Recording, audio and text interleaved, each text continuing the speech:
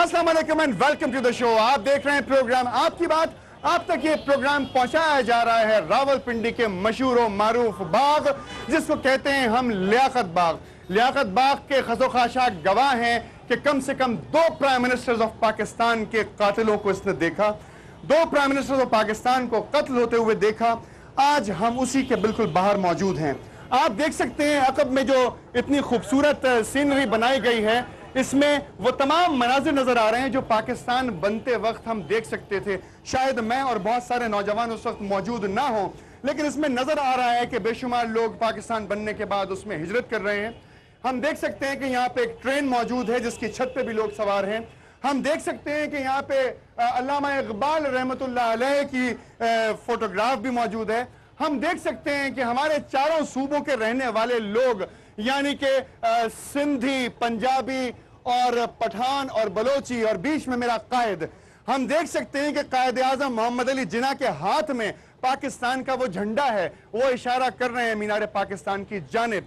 आज इसी पाकिस्तान की बात की जाएगी। आज इसी पाकिस्तान जिसको लाखों जाने देने के बाद हासिल किया गया, उसकी बात की जाएगी। आज ये बात की जाएगी कि पाकिस्तान के अंदर निज़ाम कौन सा चलना चाहिए, क्योंकि 65 बरस बहुत होते हैं किसी भी मुल्क के निज़ाम को सेटल करने के लिए। आज पाकिस्तान की 2 इंपॉर्टेंट पार्टीज के रहनुमा हमारे साथ इस प्रोग्राम में मौजूद होंगे। PMLN की जानिब से मौजूद हैं शकील अवान साहब, आप MLA हैं, thank you very much for joining in this programme.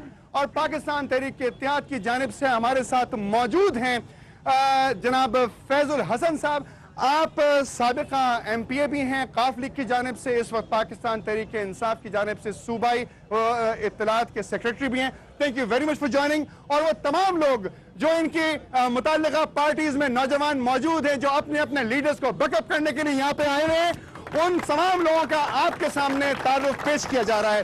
बात का आगाज होगा कि बल्दियाती निज़ाम कब आएगा, कैसे आएगा, बल्दियाती निज़ाम अच्छा है, बुरा है, बल्दियाती इलेक्शंस होने चाहिए, नहीं होने चाहिए, बाद में होने चाहिए या जनरल इलेक्शंस पहले होने चाहिए।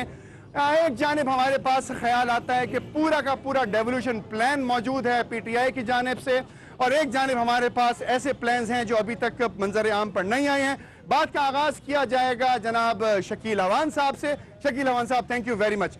शकील साहब, ये मुझे बताएं सबसे पहले कि बल्दियाती निज़ाम के ऊपर, बल्दियाती सिस्टम के ऊपर, बल्दियाती इंतखाबात पे हमारे तमाम वो नौजवान जो इस वक्त स्टूडेंट्स होंगे पूरे पाकिस्तान भर में, जो समझना चाहते होंगे कि आखिर बल्दियाती निज़ाम की सियासत क्या है, बल्दियाती निज़ाम की शक्ल कैसी होगी, ये कब नाफिज होगा, क्या आप बता सकते हैं कि आपकी पार्टी का क्या स्टांस है इसमें? बिस्मिल्लाहिर्रहमानिर्रहीम। जहाँ तक अपने बल्दियाती निज़ाम की बात की तो मैं उन खुशनसीब लोगों में से जिसे एक बार नहीं 4 बार मौका मिला कि मैं बल्दियात में बराह रास्त मुझे मुंतखब होकर जना हाल तक पहुँचने का अल्लाह ताला ने मौका दिया, और अवामी मसाइल हल करने के लिए हमने अपनी सियासत का आगाज़ बल्दियात से ही किया था। मैंने खुद भी, और मैं आपसे गुजारिश करूँगा बल्दियाती सिस्टम जो दिया, दर हकीकत इस बल्दियाती निज़ाम की जो बेसिक खूबी है वो ये है कि लोगों के जो बुनियादी मसाइल हैं, जो उनकी गली नाली के मसाइल हैं, जो उनके पानी के गटर के मसाइल हैं, जो सीवरेज के मसाइल हैं, ये मकामी सतह पर न सिर्फ हल हो जाते हैं, बल्कि अगर उनमें उनके हल में कोई रुकावट हो तो वो बल्दियाती जो नुमाइंदे होते हैं हमारे, वो MPAs MNAs तक या सूबाई हुकूमत तक या जिस पार्टी से उनकी रिलेशन होती है उन तक वो उनको पहुँचा देते हैं। सिस्टम के अंदर MNAs और MPAs ये मसाइल हल करते हैं आवाम के जाके? नहीं, मैंने आपसे कहा कि बल्दियाती निज़ाम में बल्दियाती कौंसलर, नाज़म या जिस नाम से भी वो खिदमत कर रहे होते हैं, वो बुनियादी मसाइल को वहीं हल कर लेते हैं। और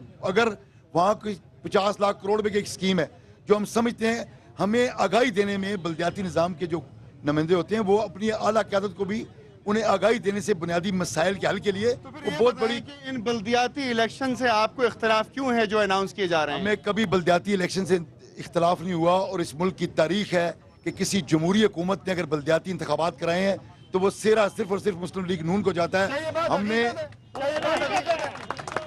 है क्या? मैं गुजारिश करता हूँ आपसे, मैं तारीख की बात करूंगा। 1987 में जब बल्दियाती इंतखाबात हुए तो मुस्लिम लीग नून की पंजाब में कायदे मतलब मियां नवाज शरीफ चीफ मिनिस्टर थे, हमने इंतखाबात कराए। 87 के बाद 1991 में दोबारा बल्दियाती इंतखाबात हुए, वो मुस्लिम लीग नून ने करवाए।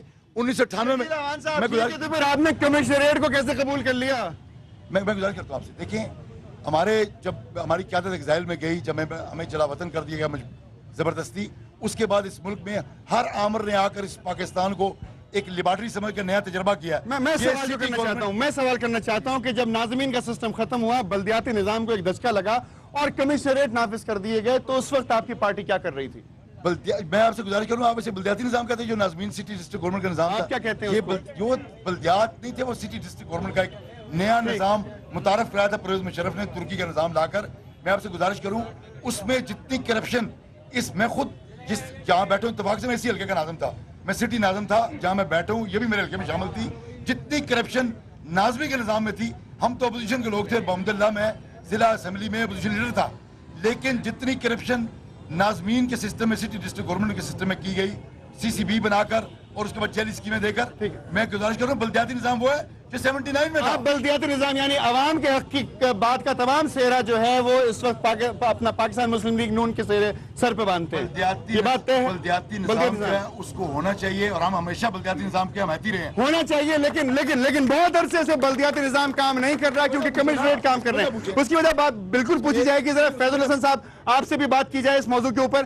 آپ کا کیا خیال ہے اس سلسلے میں جو فرمایا شکیل اعوان صاحب نے کہ پورا بلدیاتی نظام کا سہرا جو ہے وہ پاکستان مسلم لیگ نون کے سر پہ جاتا ہے، تو آپ کیا اس بات کو تسلیم کرنے کے لیے تیار ہیں؟ میں مائک پکڑا ہوں آپ کے لیے. بسم اللہ الرحمن الرحیم. دیکھیں بات اس طرح ہے کہ انگریز سامراج کے جو آخری نشانیاں تھیں اس میں سے ایک نشانی جو ہے وہ کمشنری نظام تھا، اور پاکستان میں یہ بدقسمتی کہیں یا خوش قسمتی کہیں، ہمیشہ نیا بلدیاتی نظام، ایکوریٹ بلدیاتی نظام ہمیشہ فوجی آمروں نہیں دیا. یہاں پہ 1959 یہ بات حقیقت ہے جو کہہ رہے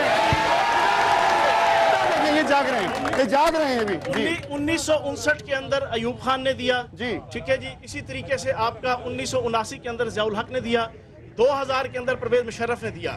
اب آمر ہیں یا جمہوریت پسند ہیں، ان سے ہٹ کے بنیادی چیز یہ ہے کہ بلدیاتی نظام کے اندر لوگوں کے مسائل حل ہونے چاہیے اور بلدیاتی نظام. اچھا مجھے ایک بات بتائیں، بلدیاتی نظام کے اندر مسائل کس طریقے سے حل ہوتے ہیں لوگوں کے؟ اب جو آپ کا 2000 کا نظام تھا ڈیولوشن پلان، اس ڈیولوشن پلان کے ذریعے سے آپ کے تقریباً 15 سے لے کے 20 ادارے کہ جو صوبائی حکومتوں کے انڈر تھے وہ ایک ضلع حکومت کے انڈر کر دیے گئے، اور وہ لوگ کہ جو اپنے مسائل کو حل کرنے کے لیے لاہور کے چکر لگایا کرتے تھے یا کراچی یا پشاور یا کوئٹہ کے چکر لگایا کرتے تھے، انہیں اپنے اپنے ڈسٹرکٹ کے اندر ان 20-25 اداروں کے مسائل حل کرنے کا موقع ملتا تھا. اور مختلف لوگ جو جا کے اپنی یوسیز میں بیٹھیں گے مسائل حل کرنے قابل ہوں گے.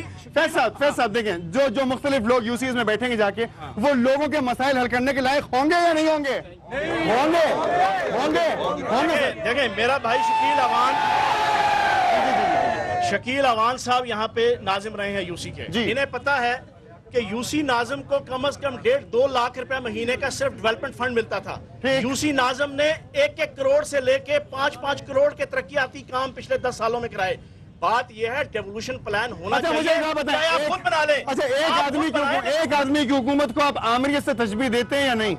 دیکھیں ایک آدمی کی حکومت آمریت کی ہے، لیکن کہیں نا پھر عمران خان صاحب بھی تو کر رہے ہیں نا یہ کام. نہیں بات سن لیں میری. عمران خان صاحب نہیں کر رہے یہ کام صرف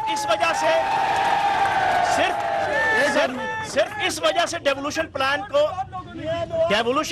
کو صرف اس وجہ سے رد کر دینا کہ وہ پرویز مشرف لے کے آیا تھا، یہ کوئی عقل مندی نہیں ہے.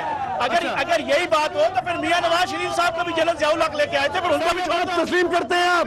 یہ بتائیں اعوان صاحب، میاں صاحب کو بھی ضیاء الحق صاحب لے کر آئے تھے. میں پہلی گزارش کروں بات ہو رہی تھی ملے گا یہاں پہ تمام کارکنان اس وقت بکھرے ہوئے، آپ سب کو موقع ملے گا. ذرا سی خاموشی. جی سر. بات ہو رہی تھی بلدیاتی نظام کی. اگر میرے بھائی نے کہا کہ میاں صاحب کو ضیاء الحق صاحب لے کر آئے، پہلی بات تو میں نے کو یہ یاد کروا دوں کہ پرویز مشرف کے ریفرنڈم کی حمایت جس پی ٹی آئی نے کی تھی، میرا خیال تھا کہ چوہان صاحب جب پی ٹی آئی میں داخل ہوئے تو شاید یہ کاف لیگ بھول گئے ہو. یہ آج بھی پرویز مشرف کی زبان بول رہے ہیں. جس طرح کہہ رہے ہیں کہ 2 لاکھ روپیہ یہ کہہ رہے ہیں 2 لاکھ روپیہ کسی نے، انہیں اس بات کا پتہ ہی نہیں ہے، انہیں اس کا علم نہیں ہے. کیا بات صحیح مان لی جائے؟ بات اس وقت بلدیاتی نظام پہ ہو رہی ہے. ان لوگوں نے 4 سال سے بلدیاتی سسٹم نافذ نہیں کیا اور پچھلے سسٹم کو اون نہیں کیا، صرف اس وجہ سے کہ وہ پرویز مشرف نے دیا تھا. اگر عامر نے ایک اچھا سسٹم دیا لیکن انہوں نے ایکسیپٹ نہیں کیا تو پھر ایک آمر جنرل ضیاء الحق نے نواز شریف دیا تھا اس قوم کو, تو پھر یہ نواز شریف کو منت کرے.